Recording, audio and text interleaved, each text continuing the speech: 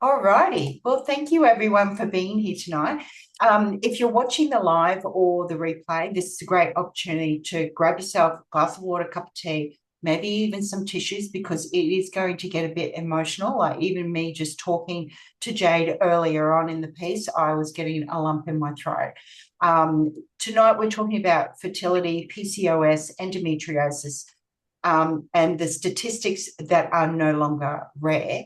It's 1 in 10 women with PCOS, 1 in 10 with endo, and 1 in 6 couples facing infertility. This is just to me absolutely gobsmacked. I was just, yeah. To, it's epidemic. That's what I see. It is epidemic. And I don't want anyone to think that, this is a personal failure. It's not because you weren't trying hard enough. It's not because you were tracking the wrong way. It's not because you were lacking willpower, blah, blah, blah, right? There's a lot going on here underneath all of it. And for those who don't know me, my name is Rhonda Muller. I'm a mum, grandmother, functional nutritional therapist, and founder of ASD Healthy Life. And I've been working in the natural health space since 2009. I'm based in Mackay, North Queensland, and for Australia, for those who are watching globally. I predominantly work with women and children, nothing against the guys, but usually it's us women steering the ship in regards to, the health of the family and usually dragging our beloveds along saying, come on, honey, I want you to have a look at this. But yeah, I've pretty much always been the same. I'm not interested in managing symptoms or band-aid solutions. I'm always interested in what's underlying. And if the statistics are stacking up too much, I always ask why. And if women are constantly handed a script instead of looking at, well, seeking answers or looking into it deeper, again, it just alarm bells ringing.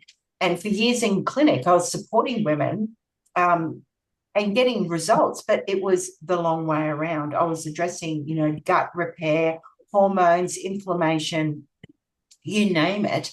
And at the risk of sounding like I'm full of myself, I'm bloody good at what I do, but it was slow, right? And many women were coming to me absolutely exhausted by the time they found me.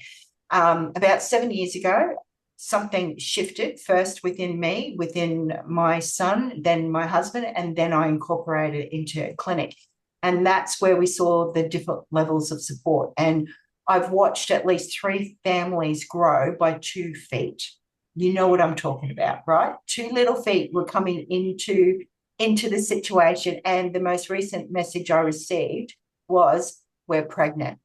Get the tissues. Am I the only one crying? It's not magic. We're not saying we're replacing doctors or anything like that. But when you identify what's underlying, when you address what's harming, when you replenish with what's healing, for example, reducing oxidative stress, supporting mitochondrial function, when you're calming the inflammatory load, when you're reawakening internal proteins and enzymes, peptides, all these internal pathways that we're all born with, helping that cellular, signaling that all of that kicks back in, then amazing things can happen, right? And that's what we're unpacking tonight. So I'm so, so grateful to have Jade Morris here. Jade isn't just speaking from a textbook. Yes, she has years of experience, but she has lived experience, right? For years, her and her husband tried to conceive, years of appointments. She knows all the ins and outs about the statistics, but more importantly, she walks the talk. She knows the heartbreak behind it. So what I respect the most about Jade is she didn't stay stuck in victimhood. She didn't settle for this is just your diagnosis. She went looking, she went studying, and she supported her body differently. And just 6 months in, after shifting and trying something new, she conceived. So today she works as a PCOS fertility coach and mentor, and she walks other women through what she wished she knew earlier. So she understands the clinical language. She also understands the emotional toll. And that combination is absolutely gold. There's when you've got someone, a health professional with that firsthand experience, there nothing trumps it. So Jade, thank you so much for being here. Let's get started. So can you tell us who you are, where you're from, a bit about your background, and what you do. Firstly, thank you so much, Rhonda, for that lovely introduction, and I'm just honoured to be here. So thank you so much for having me, and thank you to everyone who's joining us tonight. So my name's Jade. I'm mid-30s. I'm originally from New Zealand. I've lived in Australia for 4 years now, and in 2021 I decided to study holistic nutrition. And last year following, I decided to study holistic fertility counselling. So like Rhonda said, I specialize in PCOS, but I'm very familiar with root cause issues when it comes to fertility issues. So my passion and purpose is to help women go through the journey to motherhood. Yeah, I love that. And I think when you come from that firsthand experience, it's almost a calling. It's a purpose that you don't want anyone else to go through the same drama, the same heartbreak that you went through. And that's why I started to study, because I went through, a similar scenario, not in regards to fertility, but in regards to my son's developmental regression and gut health, and that neurotypical, the neurodevelopmental aspect of it. So, but before we get into what you do now, can you take us back to your own journey? Because you were saying, was it 9 years that you guys really struggled? And I can only imagine the heartbreak of what that was like, because, just emotionally and physically, me going through having two miscarriages and struggling to fall pregnant initially, it was just like, I don't know, you've got to get through the block, the mental block of, is there something wrong with me? 100%, 100%. Look, my journey started long before I ever thought I'd be a coach. And I spent 9 years trying to get pregnant. And, during that time, I received the PCOS diagnosis in 2017. And I was essentially told I was infertile because of PCOS. Like they told me, it's probably going to be next to impossible to get pregnant without some sort of medical intervention. And emotionally, it was literally the hardest season of my life. Like I can't talk about it too much without choking up, really, because it's it's equivalent to getting diagnosed with a serious medical condition, and it's the constant hope, the disappointment, and the feeling like your body is letting you down. It's not doing what it's supposed to do. And, physically, I was exhausted. Like I was truly exhausted. And my cycles were irregular. My inflammation was high, and I just felt completely disconnected from my own body. And that experience completely shaped everything I do now because I know exactly what it's like being in that place. Yeah. So what during that journey, because I know that you've done a lot of inner work, as what I say, like for me, I was doing a lot of work on myself, and a lot of work on my son in regards to his gut, the food, and Mm-hmm. taking a truckload of vitamins and minerals. And I started to study because I wasn't getting the answers from mainstream. So I'm interested to hear your background. Yeah, sure. Look, I think at one point I was taking like 24 pills a day because I was trying to throw everything at myself. And then my body probably perceived that as stress in itself, right? Because it's like, well, what do we prioritize? What's going on here? And there was so much I was already doing right, like you said. So I would focused on trying to, stabilize my blood sugar and reduce inflammation to the best that I knew at the time. Try to nourish myself and actually understand what my hormones needed. I did test after test after test, and and next minute I'm introduced to something called NRF2, something I'd never heard before. And then when I went through that process, my cycles became more regular, my energy returned, and my mood just seemed to kind of stabilize a bit. And it's just like, wow, I feel like I'm kind of returning to my body again after so many years. And I guess the most surprising part for me was like, once my body felt safe again, my fertility just naturally improved. And it wasn't just like one magic thing, but it was like I've already kind of got the right environment here. Let's just add. And then it was like it was just it did feel like magic, to be honest. It did. Yeah, yeah. And I've got to say the same. And for those who don't know what activation is, please go back to the person who was kind enough to invite you here, because we're not really going to have enough time to go through, the full gamut of activation. But what it is in a nutshell, it is natural compounds, food, pretty much functional food that reawakens your body to work as nature intended. So, we're reawakening your proteins, your enzymes, your peptides, all these things that have either been, overexpressed or underexpressed, survival genes, everything starts to come back into balance. And once that happens, for example, the NRF2 activator, that reawakens your NRF2 pathway. So then it starts to reduce inflammatory markers because your body starts to make its own antioxidants again. And when you're making your own antioxidants, that's helping with, the elimination, the detoxification. And then it's allowing, for example, your gut to take a breath and calm down, and then you start to absorb. So all the food changes and stuff that you and I were both doing before we found activation, when we started to incorporate activation, everything else just went boomba. Yeah. Did you find 100%. So I was introduced to NRF2 in January 2023, and that was year 9, going into year 9 of infertility journey, right? And so when I was introduced to that, I did a lot of research on how oxidative stress can affect fertility. And it was like, bada bing, bada boom, a light bulb went off. And then I quickly realized, like, even with endometriosis, it's an enormous root cause is inflammation for endometriosis as well. So I was like, geez, that's quite interesting.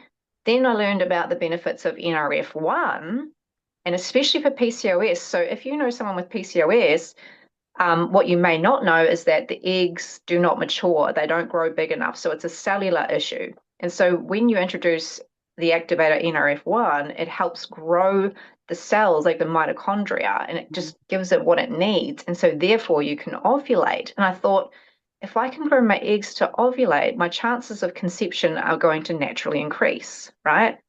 And so that's amazing that it goes up drastically, because within 6 months on activation and then month 3, introducing liquid collagen for those benefits, I wake up to a big fat positive pregnancy test. I've never seen one before. 6 months in, and I threw the test on the ground because I didn't believe it. I did not believe it. And then I went into my sister's room and I collapsed on the floor because I was like, I'm pregnant. Oh, don't start crying, you'll get me started. Sorry. No, I totally get it. It's perfectly fine. You own those tears. You're welcome, and you deserve those tears because you worked hard for it. Absolutely. And this is what we're all talking about, is that we are not about to gatekeep any information. We're certainly not saying it's going to cure, mitigate, reverse, anything. But when you give the body what it needs, amazing things happen. And so I think it's also, a lot of people don't really understand that the mitochondria, which is the battery in every single cell, we have about 200 mitochondria per muscle cell and about 10,000 per heart, lung, brain cell. Ovaries, around 100,000 mitochondria per ovary cell. And to me, if you've got dodgy mitochondria, and that was what happened to me, I had major adrenal fatigue after recovering my son from autism, level 3. It was so hectic, right? Years and years of stress. But the mitochondria become damaged and leaky. It's a bit like, you've heard leaky gut, well, you've got leaky hormones. You've got leaky mitochondria. Everything is becoming leaky, leaky blood-brain barrier, the whole thing. But when your mitochondria is dodgy and dysfunctional, leaky, instead of producing ATP, energy, you're just producing even more cellular stress, more oxidative stress, the free radicals. So once you start to get the mitochondria replenish and duplicating healthy, functional mitochondria, that's the bomb. And we can stop that generational issue as well, because as women, we pass our mitochondria onto our babies. So if we have dodgy mitochondria, we've passed that on to our babies. I did. I passed on that dodgy mitochondria to my babies because I didn't know anything about it back then. And that's why, and I'm really surprised that we only had one child that was severely impacted by autism. But the sons don't pass that on. Our daughters do. So this is a real legacy, information session as well. We can make such a change in generations to come. So yeah, thank you for sharing that. So I really appreciate it. And that NRF2, and you swallow it with the liquid collagen activator, that's not just a liquid collagen supplement. It activates your collagen again. And it's got 10 different collagen peptides in it, and it helps to stop any further breakdown of collagen as well. But when you swallow the NRF2 tablet, just 5 herbs with your liquid collagen, marine collagen, it's reducing inflammatory markers by 97%. So to me, that was the gold. And then getting the mitochondria working. Yeah. And because everything else you were doing right. So if you're putting other supplements and stuff in, then you're going to be absorbing as nature intended. Because previously it was just expensive urine. Yes. Yeah, because you're too inflamed, too stressed. 100%. Yeah, 100%. yeah. Awesome. So in regards to doing all the things right, what would you say to someone who feels like they're just going round and round in circles?